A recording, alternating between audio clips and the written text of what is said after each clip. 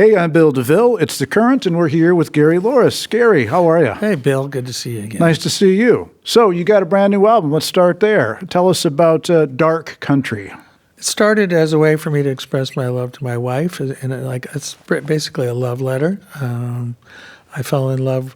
I found the woman of my dreams, and later in life, and I wanted the world to know about it. You know, I'd never really made a record so autobiographical. You know, most of my writing is usually stream of consciousness, right. Imagery, mixing fiction, nonfiction. But this is a straight ahead love letter to my wife, pretty much start to finish. Well, I guess you could say that, especially when it comes out on February 14th. Oh, so yeah. It's a Valentine.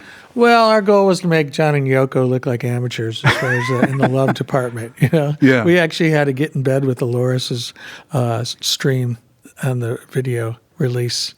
We were clothed in robes, classy, but it was fun. Yeah. So you call the album Dark Country, though there's, more of a joyous tone to some of the album, a lot of the album. So why did you call the album Dark Country? I like the way it sounded. Yeah. I think you can always find meaning afterwards, and where we live, we're up in the mountains. It's kind of a Severance kind of feel. That's for any of you TV fans out there. Mm-hmm. But it doesn't really express what's inside the record so much. It's kind of like, what does Hollywood Town Hall mean? I don't know. Well, it's a Hollywood Town Hall. Yeah, I know. You had the picture. Little. Yeah. So I don't know. That's how I've always written. Pretty much, is I like the sound of things, and a lot of times I find meaning later. So really, there's no exact story to the title. Yeah. One thing I noticed about the album, obviously, the Jayhawks album in particular, it's a lot different, say, than the Smile album, where the Bob Ezrin production, and this is basically you unadorned, kind of, isn't it? It is. It's really the first time I've really sat down with just a guitar and my vocal, and wrote something so personal, so intimate. So it started off.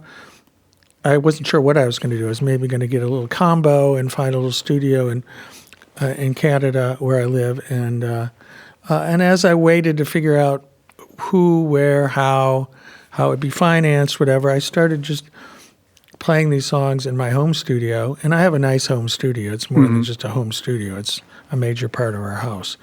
And get up in the morning, and it just started taking shape. And I thought, the meaning of this record, how personal it was, felt like maybe it should just be mostly me.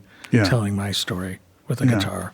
It makes me think of other albums that are put out in that vein, like Bruce Springsteen, Nebraska, Jason Isbell's new album. Both just, pretty simple, just a lot of guitar, acoustic guitar, and some good songs. And this is kind of in that mode, too.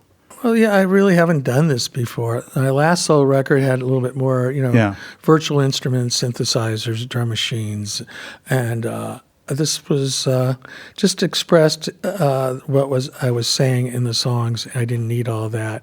And every time I wanted to add something, I kind of resisted. Like, I could add more vocals. I could double that vocal. I could put another guitar on. And that kind of snowballs, and the next thing you know, you're putting on bass and drums, and it turns into something completely different. So I really had to restrain myself, and I think it paid off, I hope. Yeah. You did enlist a couple of people. Isn't Stephen McCarthy from the Longwriters on the record? Well, Stephen McCarthy of the Longwriters and the Jayhawks. That's right. He plays with you guys, too. He kind of comes in and out with us depending on the show, and he's still playing with the Longwriters, one of my favorite people. In fact... And they have made a couple of albums in the last few years, and both of them are quite good. Yeah. Mm-hmm. They're a great band. We played with them early on in 1986, maybe. And at First Avenue, I remember. But I didn't know Steve until later, when he ended up joining us for the Rainy Day Music record. Mm-hmm. And he wrote a song with me called Better to Walk Than to Run, which is one of my favorite songs on the record. And he played some electric, some baritone, and some pedal steel on a couple songs. And then we also enlisted one of our good friends, Eleanor Whitmore. Sure. Or Eleanor Masterson. Mm-hmm. of the Mastersons, who we toured played with Steve Earle for a number of years, and yeah. now they back doing their own thing as the Mastersons, aren't they? Exactly. And Chris now plays with the Wallflowers too. So he's really? the guitar player in the Wallflowers. And so, yeah, Eleanor did some strings, and her husband Chris recorded them out in L.A., and that was really it. She did this beautiful arrangement. It's hard to actually enlist somebody and not be in the same room. It sounds like you're saving time. Okay, I'll send this track out. I don't have to go out there. But because usually there's a lot of back and forth, but Eleanor just nailed it right away. And Is that Perfect Day? Is that No, it's By Your Side. By Your Side? Okay. Perfect Day is a bonus track on, I think it's on the streaming version, and that came about as through my publisher, the TV show Better Call Saul.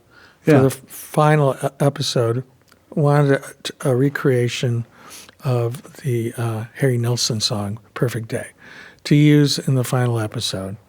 So and it's an outlier because it does have a lot of virtual instruments. It's the last song on the stream version, and it has a lot of layers of strings and I meticulously recreated Harry Nilsson's version, like a labor of love.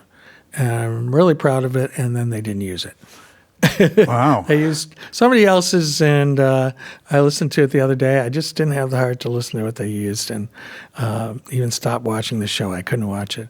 And I was not impressed with what they used, but maybe I'm a little partial. But ended up on this record, and I thought it's a romantic song, and I didn't want it just to sit there, so it fit in here as the last song. So you're a big Harry Nilsson fan, because I remember going to when they had that, they premiered the at Sound Unseen. They premiered the I don't remember the name of the documentary. I don't either. But you performed with Chan Poling. Yeah, a fantastic song, written by Badfinger or Pete Ham, but really Harry made it his own. Right. So the Jayhawks are coming up on 40 years as a band. How does that feel? It's hard to digest. Yeah. Because you start with just trying to get your first gig, and then you hope some people come, and then you want to go to a slightly bigger place, and then you want to put out your own record, and then we got signed to a local label, and from the local label we got signed to a major label, and never knowing how long that would last, and then here we are 40 years later. People still are giving us record deals, and we're still making records, and people are coming out as much as before. So, and we still have songs. We still have a lot of songs. We have making a record later this year. Yeah, you were mentioning that at your show on last Saturday night, and you mentioned that 2026 is going to be the year of the Jayhawks. The year of the Hawk. Yeah, I like it. 2025 is the year of Gary Louris. We've just decided that that's appropriate. Yeah. And so, there's a lot of things going on in our world. We've got a exciting situation for the recording that I can't really divulge right now. Sure. It's under wraps, but it'll be an interesting story, very interesting story. And we have a book that's going to be coming out. I don't think it'll come out in time next year, probably 2027. But and we're going to be touring probably more than ever, or more than in the last 15 years next year, as we want to celebrate this. Yeah. Do you still like being out on the road with the band? And I do like playing music. Yeah. The traveling is never our favorite part of the. It's getting up on stage is always still great, and stuff goes with me everywhere. So I'm not leaving behind. I'm leaving our little puppy behind. That's it. But I think if I can share that with her, it's really fun. And we still got something going. I don't know what it is. So one thing I've never asked you is, I know you're from Toledo. So how does one from Toledo, Ohio, end up at the University of Minnesota? And how did you end up, at the U and going to school and moving to the Twin Cities? Well, I was a Catholic school boy. Mm-hmm. Catholic kindergarten. I was one of them too. Okay. All 12 years. Yeah. Well, I did 8th first through eighth, all Catholic, separated boys from the girls, fifth grade. Then all male Jesuit coat and tie high school in Toledo, Ohio. And then I came to college, or as they say in Canada, university. And I was accepted, early acceptance to Notre Dame. And I was all planning on going to Notre Dame. And at one point I just said, I don't know if I can do 16 years of Catholic school. And you know, I wanted to be a musician. I didn't know how. I was never in a band in Toledo. I wasn't in a band really until after I graduated from college, really backwards, really. And I knew my sister lived here. My sister and brother-in-law had moved here, and they lived here, so I knew somebody. I came out here to visit, and it was summertime, and I go, oh, it's really nice here. Not quite realizing how cold it was, but, you know, and they had a really good architecture program, and even though I wanted to be a musician, I was painfully shy, and I thought, well, I don't know how to get in a band, so I was good at math and drawing, so I decided I would go into architecture. So and at the time, the University of Minnesota was in the top 3 in the country for architecture, so that's why I came here. And it just happened that after I stayed and I worked in the field and in restaurants, as you know. Yeah, and, we worked in a restaurant. Off and on. The music scene happened here, and I met some people, and next thing you know, I was in the right place at the right time. What was the first band? Was Safety Last? Was that one of your first bands? The very first band was called Schnauzer. Schnauzer, yeah. Let me say that we purposely, it was a joke. We were like, let's find the worst band name. Our T-shirts were made with a Schnauzer, but like his master's voice, the RCA logo with a Schnauzer. And we were a British rock cover band, all British, because I'm really known as an Americana artist. But it's all British invasion, really, right? For you, me, is that where it started? I'm all British all the time. Yeah. Whether it's Monty Python, Slow Horses, Great British Bake Off, The Crown, The Kinks, The Who, you know, all that. Pretty much, my music is really more British-based, I think. But then I discovered traditional music while I was in Schnauzer. And that opened me up to bluegrass and soul and blues and country and folk. And that kind of got applied to my blueprint of a little more British pop music. And so I think if you dissect Jayhawks music or Gary Louris music, you tend to find 3 or 4 more chords than it would be typically in a traditional country song or whatever. Yeah. So you've written all these, you know, great songs over the years. Do you have one that you're like the proudest of that you've written? There's a couple. I mean, it's depends on the moment. I mean, the songs I really, I think "Sound of Lies" is one of my favorite songs to sing, and I get it's an emotional song for me to sing, and it just if I try to write it again, I couldn't do it. I really enjoy. A song I wrote with Jeff Tweedy called "Listen, Joe," which is it's a funny song because my wife and I love it so much, and I live to sing it every night. But I don't know, I don't really get much reaction. I don't know what other people think of it, but it doesn't. If I announce it on stage, I don't hear people applaud. Like, I don't care. I just love playing that song and singing that song. And from the new record, there's so many. I love the song I played today, "Couldn't Live a Day Without You." I love a song called "Better to Walk Than to Run." I'd have to go through all the material, but those strike me at first. How about one more song I really enjoy that you play is "Listening to Bobby Charles." What was the inspiration behind that song? It really was thinking of my mother. You know, and did she like Bobby Charles? No, she did. She probably didn't know who he was because she was older. You know, but it's called Artistic License. I like Bobby Charles. Yeah, and Street People's my favorite. Yeah, it's great. Yeah. And he, you know, I from what I understand, he didn't really even play an instrument. He'd kind of had somebody help him. This is what Mark Perlman told me. Now, I don't know if you can believe what Mark Perlman says, but it's possible. You know what? Kids think of their parents as parents, and not always as humans who have dreams and hopes and Yeah. wishes and feelings of their own.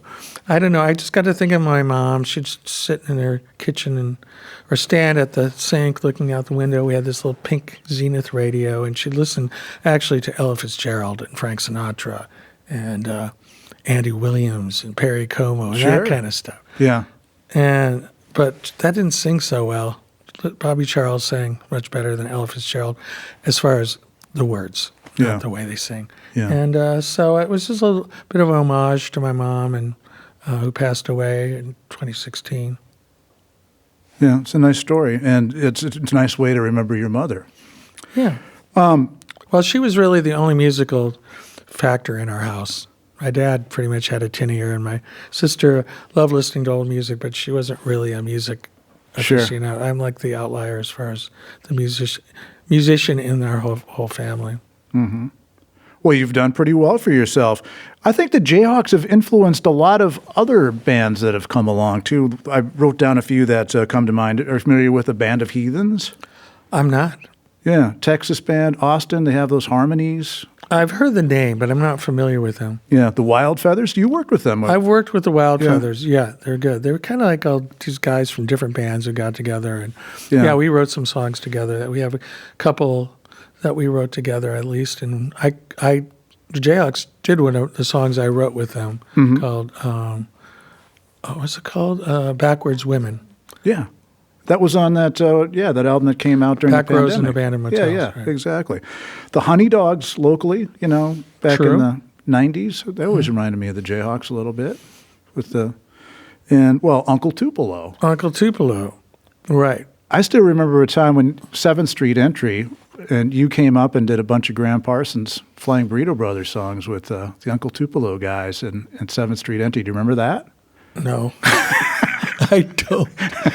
But you know Probably what? about I 89, remember 90, something I remember like that. getting up with them like at Cicero's in St. Louis, and I remember when Jeff first came with Uncle Tupelo to the Uptown Bar, and that because they used to kind of follow us, and we didn't know who they were at the time. We were kind of a couple steps up the ladder as far as label wise, and they'd come see us play and want to hang out a bit, and I didn't really know them too much. I didn't really. But then one day he came into town, and Jeff called me, said my band's playing up at the Uptown, and I went to see him, and I was like, oh, Yeah. I get it. Yeah, So then I got to play on one of their records and became lifelong friends. yeah. So what's it like being an American living in Canada these days? Oh, boy. As my wife would say, oh, boy. You know what? I could go on for hours. Yeah. It's really interesting to watch from up there Yeah, because I don't recognize this country right now. It doesn't feel like my country anymore. I am embarrassed and ashamed, and it's maddening. I don't understand why it's a sovereign country. I don't know why everybody isn't just yeah, running out on the streets and demanding justice. But it's sad, it's maddening, it's scary. But people there, when they find out I'm an American in Canada, they always treat me well, and they say, we know it's not you. yeah. We just don't understand why. And I have to say, I'm so grateful I met my wife, Steph, because the love of my life. But also, she brought me up to Canada, and it's just a superior country. I'm sorry. Yeah. There's not so much left and right. There's not so. I was watching something today about some tragedy in Brooklyn Park, and they showed the mayor name and had a D next to it, which I assume was saying he's a Democrat. And I'm like, Right. Why do they have to keep delineating between? So anyway, we're riding this out, and I'm just really sad for the country and scared, and I just have to say I feel like a Canadian now. Fair enough. We try to be hopeful here in the Yeah, U.S. I know of A, people and- don't want to talk about it all the time Yeah. because they're living here, Yeah. and they're just hoping they can stick their head in the sand and it'll go away. But we'll just ride it out. Hopefully, not for 3 terms. Yeah. So nice chatting with you, Gary Louris. Thank you, Bill. The new album is called Dark Country. Pick it up. It's a good one. And it's always a pleasure to see you, sir. Great to see you, Bill. The Current is public media made possible thanks to member support.